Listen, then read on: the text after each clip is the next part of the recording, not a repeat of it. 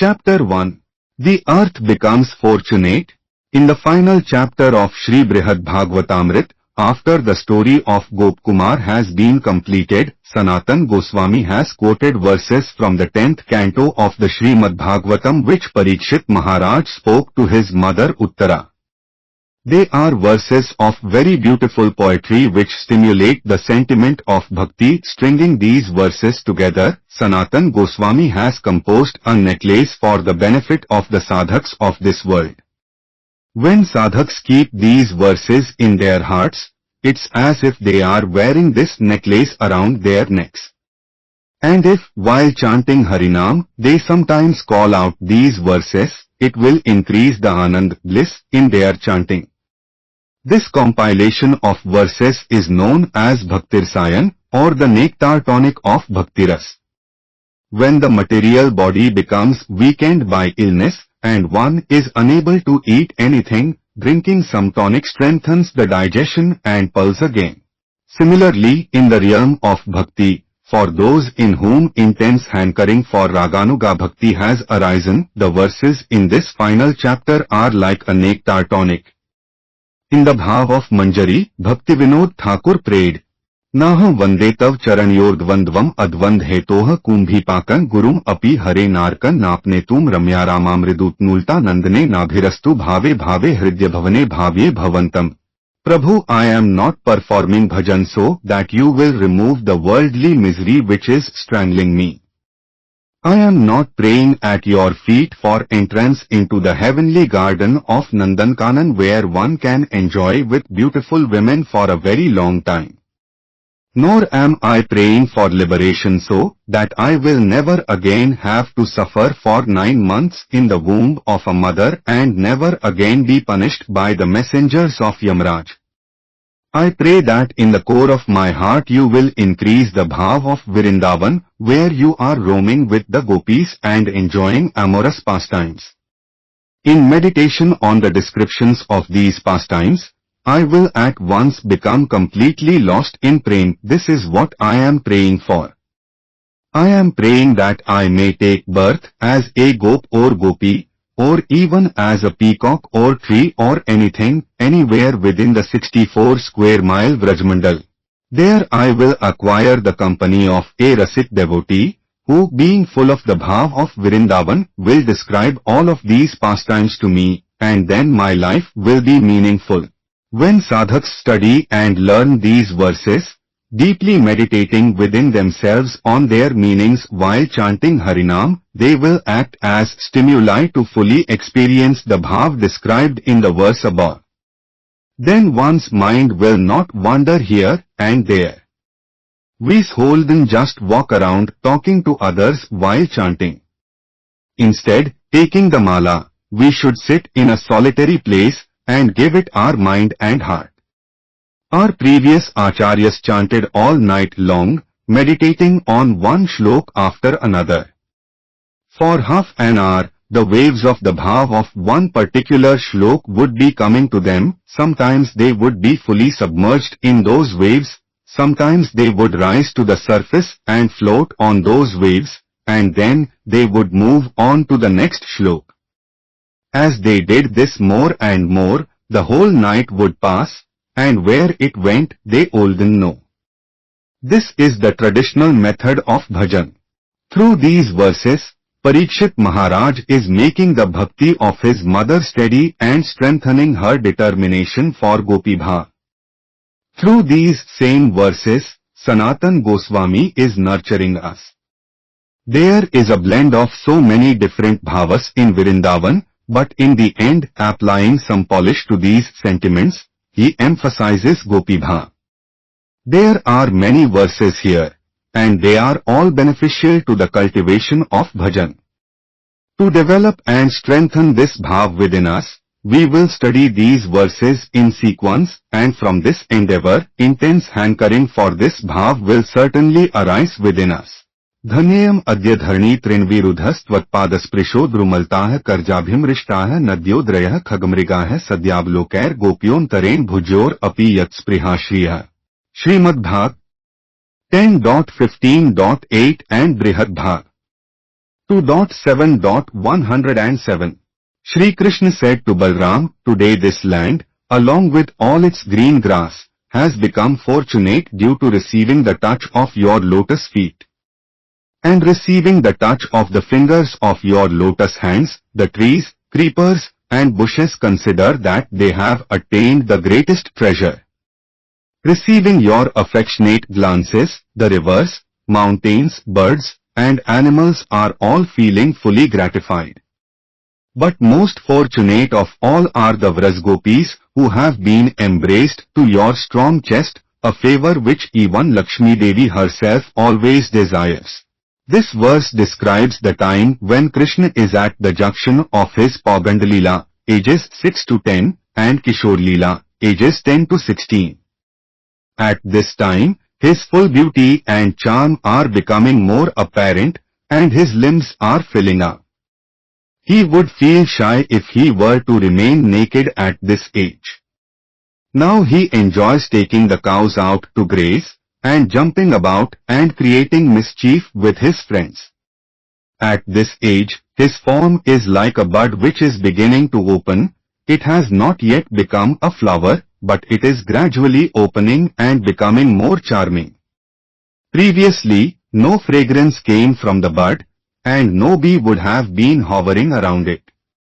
But as it opens more and more, the fragrance begins to come, and there is nectar available to the bee. When it spreads out and becomes fully mature, it means that Krishna has reached the Kishore age.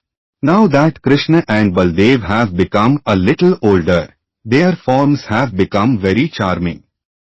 Their feet have also become bigger. Previously they were thin from heel to toe, but now like ripe bananas, their feet have become big and very soft. Whereas before the soles of their feet had yellowish complexions, now they have begun to take on a reddish hue. Now Krishna has become a little clever in speaking. Instead of always speaking directly, he has learned to speak in a roundabout way. These are all symptoms of this age. His newfound cleverness in speech is evident in his speaking of this verse. To avoid praising himself, he uses the presence of Baldev Prabhu as a pretext to express his feelings. Because at this age he has become a little intelligent, he realizes that he should never praise himself. Praising oneself is like committing suicide. Here he wants to describe how Vrindavan is more glorious than any place within the three worlds, and even more glorious than Vaikuntha. He begins by saying that the earth is fortunate. Why is the earth fortunate? Because of the presence of India. Why is India so glorious? Because of the presence of Vrindavan. And why is Vrindavan so glorious? Because of the presence of the Gopas and Gopis. Why are the Gopas and Gopis glorious? Because amongst them are Krishna and Radha. And why are they glorious? Because of the mutual prem between them, and that is our highest objective. If not for the amorous prem of Shri Radha and Krishna, then all of our endeavors would be meaningless. It is prayed for again and again by the topmost devotees, and Radha Prem is so glorious that it overpowers Krishna himself. But he doesn't describe all of this directly by saying, "I am the supreme ornament which beautifies Vrindavan." Because he is now entering his Kishore age, when speaking, he knows how to keep this bhav hidden and how to skillfully reveal it. Together, Krishna and Balram are taking the cows out to graze, and upon seeing the beauty and splendor of the Vrindavan forest, Krishna at once becomes overwhelmed with emotion. What is the meaning of Vrindavan? It means the forest of Vrinda or Tulsi. There are many other wonderful trees and plants found there, but the Tulsi tree is primary. It can also mean the forest where Vrinda Devi is the queen. Why is she known as the queen of Vrindavan? Because she arranges amorous meetings between Sri Radha and Krishna. Another meaning of Vrinda is group, meaning groups of cows, gopas, and gopis, and Avan can mean one who nourishes and protects. So Vrindavan can also mean the ones who provide stimuli which nurture and increase the prem in Shri Govind and the cows, gopas, and gopis. More meanings have been given, but these three are primary. As Krishna was speaking this verse, he was remembering his own pastimes, and waves of bhav began to flow inside him. As he was going along with his friends, the Anand he felt knew no limits, and he said, "My dear brother, today Prithvi Devi, the earth, has become fortunate, and the hairs of her body, which are the grass, creepers, vines, and trees, are standing on end in ecstatic rapture. The grass, creepers, and vines, receiving the touch of your lotus feet, and the trees, being touched by your hands as you pick fruits and flowers, have today become fully gratified. And receiving your affectionate glances, the rivers, mountains, birds, and animals are all feeling fully gratified. But most fortunate of all are the Vrajgopis who have been embraced to your strong chest, a favor which even Lakshmi Devi herself always desires. From the very beginning of creation, Prithvi Devi has been serving Bhagwan. Whenever he desired to assume an incarnation, he would descend on this earth and grace the land with his footprints. Varaha held the earth on his snout, and at that time Prithvi Devi became his wife. From them a son, Narkasur, was born. And the earth is always in contact with Bhagwan form of Shesh as he holds her on his head.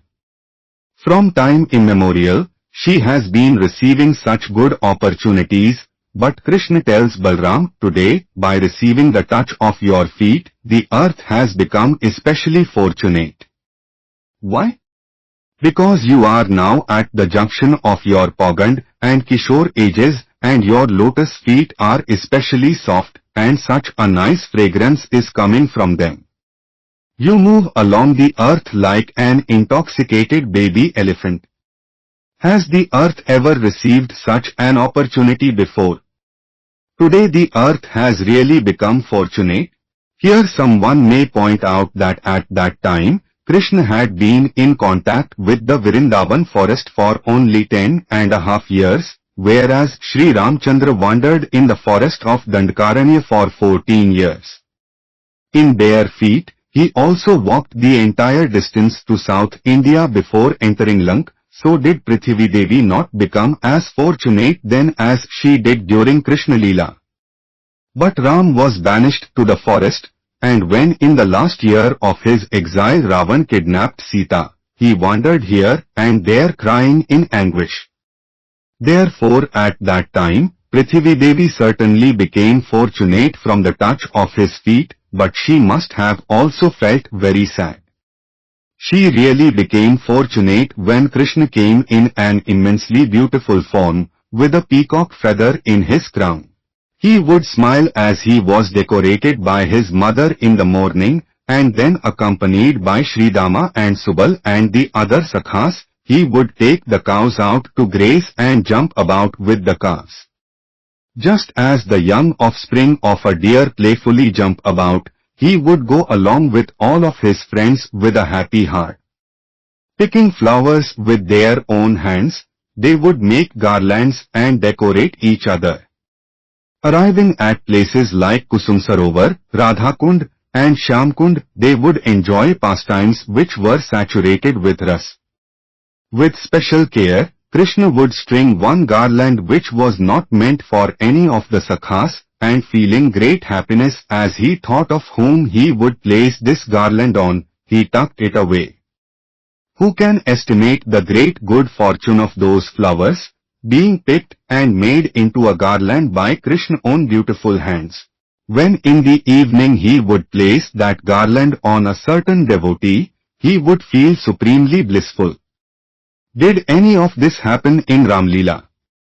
There was constant heartbreak in Ramchandra pastimes, but in contrast, in Krishna Leela, there was so much carefree happiness. In the same way as we may caress one person whom we love and lovingly slap another, Bhagwan has touched the earth in different ways in his different incarnations. Ramchandra touched the earth, and Nrsimhadev also touched the earth. Assuming a fearful form, Nrsimhadev appeared, and being extremely angry, he killed Hiranyakshipu. All of the residents of the heavenly and lower planetary systems were petrified with fear, and at that time, the earth did not experience great Anand, but when Krishna touched the earth in such a beautiful form, she really became fortunate. The rivers, especially the Yamuna, also became fortunate. At that time, Mansi Ganga was also a river, though now it is in the form of a kund, and it also became fortunate. He would lovingly glance towards the rivers, because there he would sport with the gopis and sakhas. The rivers would make a sweet sound as they flowed gently, and bees would be hovering around the blooming lotuses. The soft breeze would carry the fragrance, and the entire scene would be so beautiful. Through the bestowal of his affectionate glances, he would also shower the nectar of his kindness upon the hills and mountains, because near them were very attractive kunjas where there would be very beautiful grass, and on the pretext of taking the cows to graze he would go there. Sitting on the large rocks with his friends, they would decorate one another. These kunjas, such as the ones near Kusum Sarovar, were very beautiful, and there he would enjoy with the gopis as well.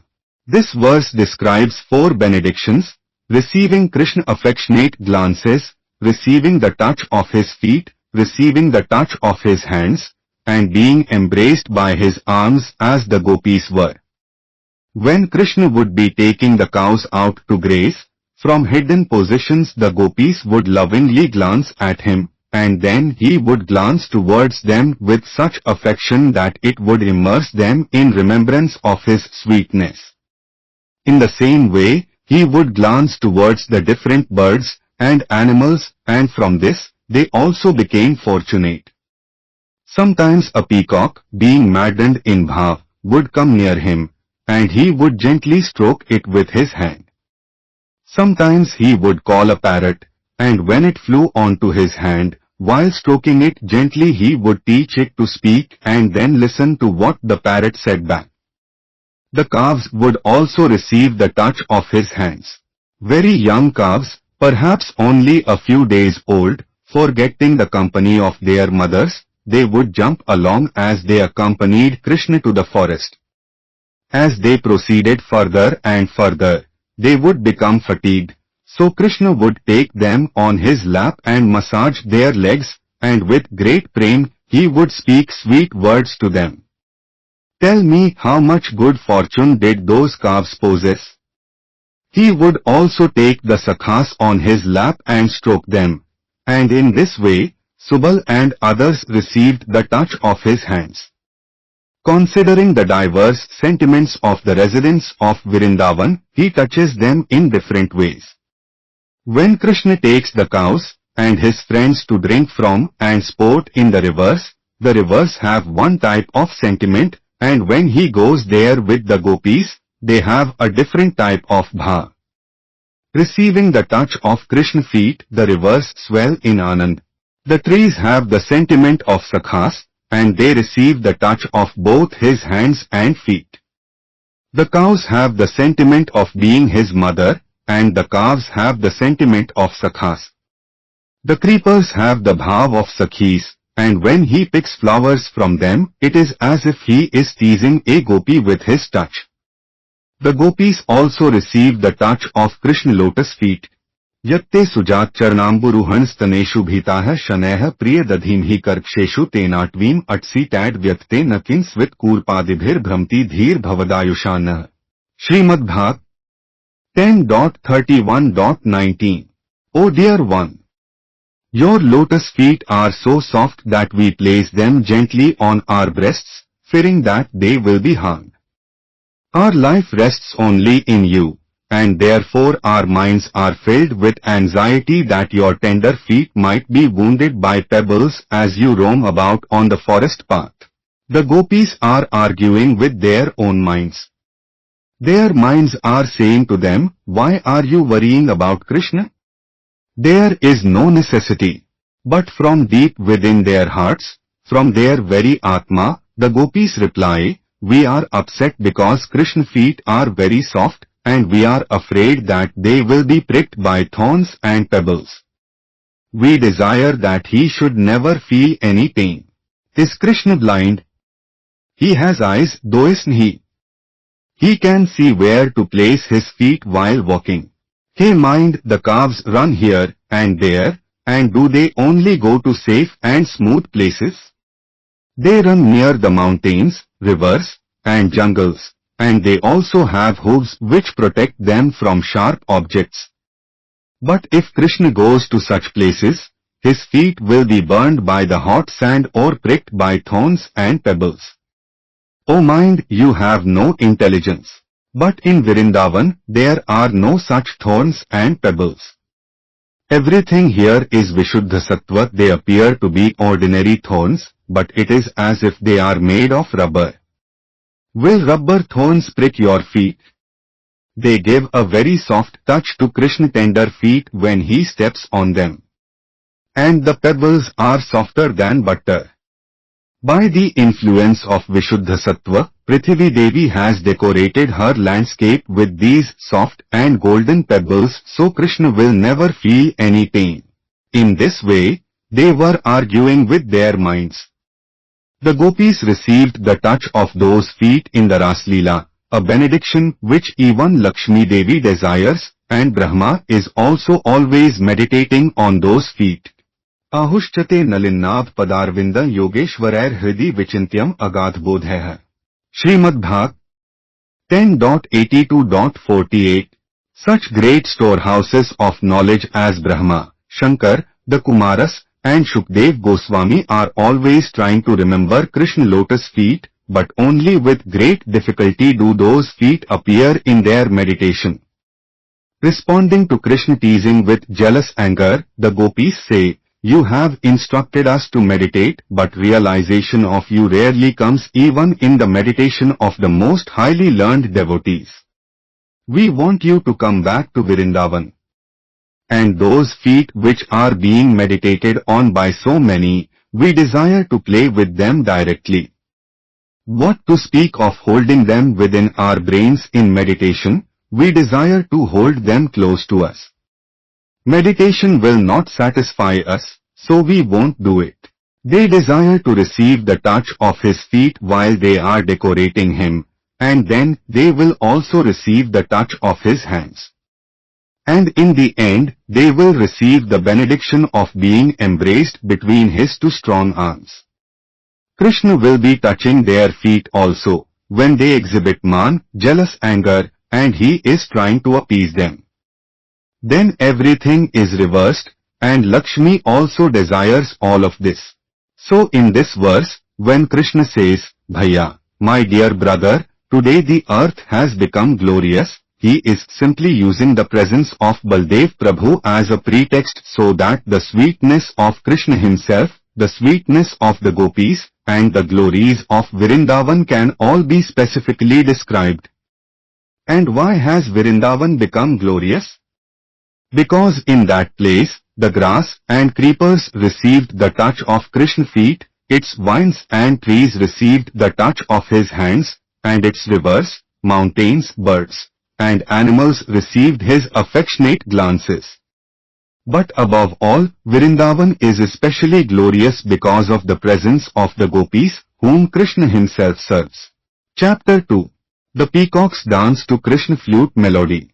After preparing lunch for Krishna Chandra and Baldev, Yashoda along with Nand Baba follows them for a great distance as they take the cows out to graze for the day. Finally, after bidding them farewell for the day, they return home. After cooking for Krishna, Srimati Radhika and her Sakhis return to Yavat. As Radhika Sakhis sit near her, each of them in their own specific parties as Tatastha, neutral, Swapaksh, belonging to Radhika own group, and Suhrid, friendly, they all begin to meditate on Krishna. They become deeply spellbound, and when he sometimes appears to their internal vision, they become enthralled in Virharas.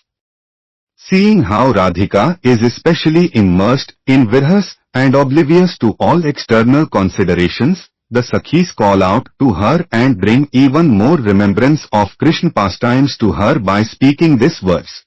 Vrindavana Sakhi Bhuvo Vitnoti Kirtin Yad Devki Sutpadambuj Labdhalakshmi Govindavenu Anumattamyunrityam Prekshadrisanva Mastasatvan. Srimad Bhag 10.21.10 and Brihad Bhag 2.7.108. O Sakhi Radhe!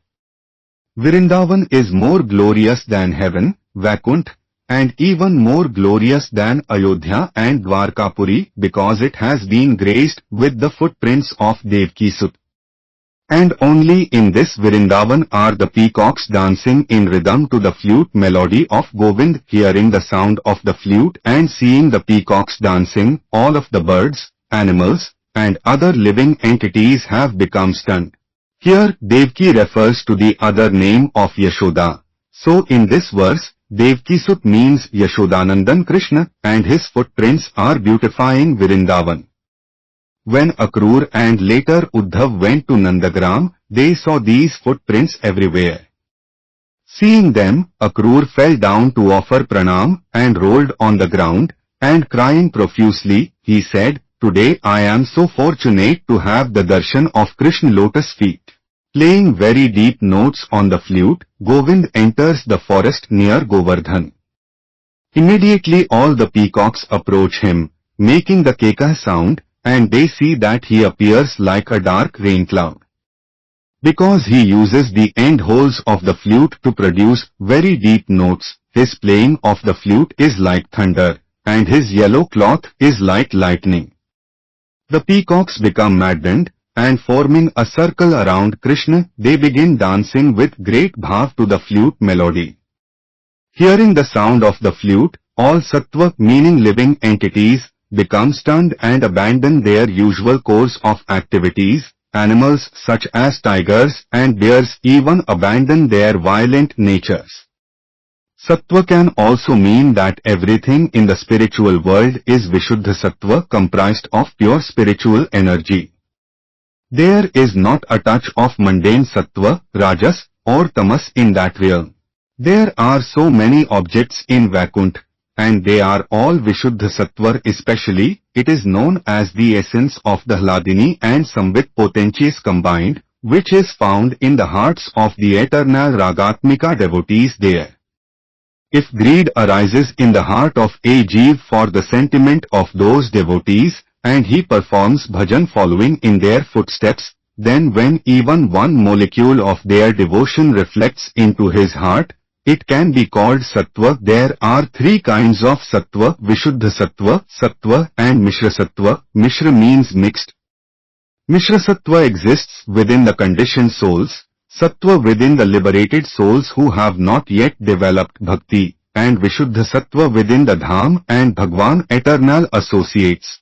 Here, with some jealous anger, the gopis are revealing the feelings of their hearts. All of the animals, birds, insects, and everything of Vrindavan have become fortunate. In an independent way, Krishna is bestowing his touch on everyone and everything in Vrindavan. When he climbs the hills, his feet are placed here and there, and even the trees and flowers are receiving his touch. But there is no possibility of us receiving this benediction, and therefore in Vrindavan we are the most unfortunate people. As we mentioned before, there are thorns in Vrindavan also, but before Krishna steps on them, they become softer than butter. Experiencing the touch of his feet, they melt in divine bliss. With jealous anger, the gopis are saying, as of yet, our hearts have not become similarly melted in Krishna Prem. Therefore, if we could become thorns or blades of grass in Vrindavan, our lives would then become successful. For us, there are so many obstacles. We are not able to go before him and touch his feet and speak with him. We are not able to fan him or serve him in any way during the daytime. There are so many restrictions upon us, but there are no such restrictions whatsoever for all of the other living entities in Vrindavan. If we were to become blades of grass, or thorns, or vines, or ponds, or the dust of Vrindavan, we could receive his touch, but in this form, it is not possible. Here, in expressing their jealous anger, they are describing the good fortune of the land of Vrindavan. They go on to say that Bhagwan is also present in heaven in the form of Vaman, in a form with thousands of heads and in other forms also.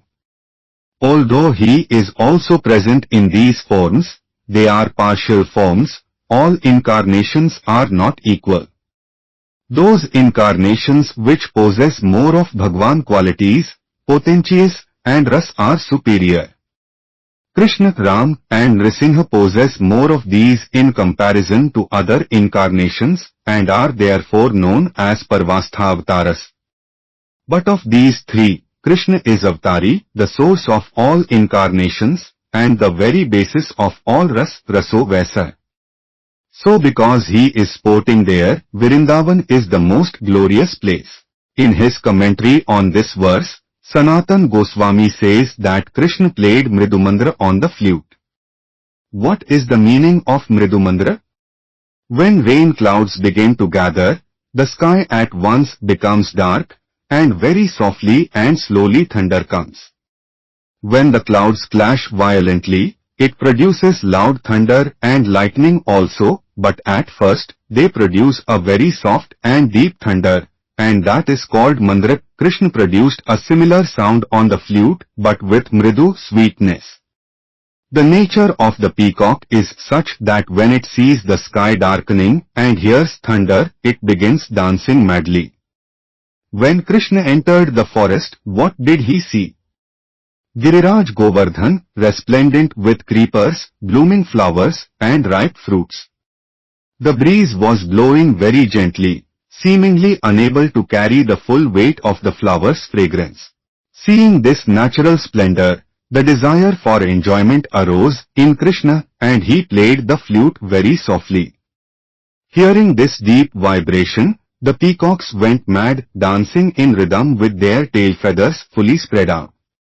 Then all of the animals, birds, and insects of Vrindavan congregated in the meadows of Govardhan to witness the performance. The peacocks thought, he is playing such a beautiful melody, and dancing to that we are feeling great anand, but we have nothing to offer him in return. After professional actors enact some of Bhagwan pastimes, they place a murti of Krishna or Ramchandra on a plate and approach the audience for contributions. Seeing that others have placed some money on the plate, everyone feels obliged to give something. There is some intimidation or psychology used in this method.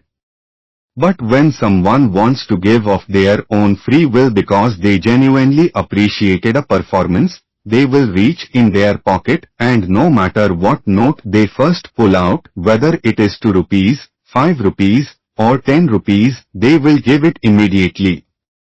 So one of these peacocks was thinking, I have nothing valuable to offer him, no golden necklace around my neck or any valuable ornaments. I am simply an animal, but the feathers of my tail are very valuable. There is nothing in this world which can compare to their beauty, and upon seeing them, everyone becomes pleased. With their 7 colors, they are so attractive, so is there any reason why I shouldn't offer him one? Therefore, he left behind one of his feathers. Seeing it, Krishna thought, this peacock is very loving. He has fully appreciated my flute playing and offered me one of his valuable feathers. There is nothing artificial in this offering. Lifting the feather up and placing it on his head, he thought, just as the flute is dear to me, this peacock feather has now become dear to me. While walking, resting, dreaming, standing, or sitting, I will never abandon it. Wherever I may go in Vraj, I will never abandon the flute or this peacock feather. This is the origin of the peacock feather becoming Krishna's most celebrated ornament.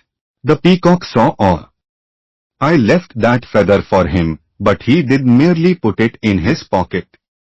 He has placed it on his head, the most valuable of all his bodily parts. Today my life has become completely successful. If we desire to offer a gift to our Guru, to the Vaishnav, or to Bhagwan, but upon receiving it they were to say, "What need do I have for this? I have millions of good quality things," we would feel pain in our hearts. But instead, they accept it and say, "Oh, what a beautiful thing you have brought me," and then we feel very pleased. Similarly, Sudama Vipra brought Krishna some uncooked low-grade rice, and honoring his offering, Krishna snatched it from him, saying, "Oh, such a nice snack you have brought me." And even though it was uncooked, dry, and tasteless, he immediately chewed it up and said, "Rukmini and Satyabhama have never offered me anything this nice." Hearing this, how did Sudama Vipra feel? "Today I have become fully gratified." So the peacock saw that he had offered Krishna such a trivial gift, yet Krishna had taken it and placed it on his head. Then Krishna played the flute with so much prema that he became maddened along with the peacocks. Before in this verse, Anumatta referred to the peacocks becoming intoxicated, but it can refer to Krishna as well. Then he played the flute with even more prema, and the peacocks became more maddened, Krishna also became more maddened, and in this way, there was competition between them. If someone offers something with prema, and it is also accepted with prema, then both parties become the tasters of that prema, and that is precisely what happened here. While Krishna was playing the flute in this way, and the dancing was going on, all of the sattva, meaning the birds and animals, became motionless and watched and listened. But don't consider them to be like the birds and animals of this world. The birds and animals of Golok are all Vishuddha Sattva, and there is no trace of Tamas, Rajas, or material Sattva in them. Even when the Jeev becomes very elevated, perhaps just before liberation, still there is some trace of material Sattva in him. But in this world, most people are tamasic, which means they are affected by lower attributes such as hatred, envy, anger, and the cheating propensity.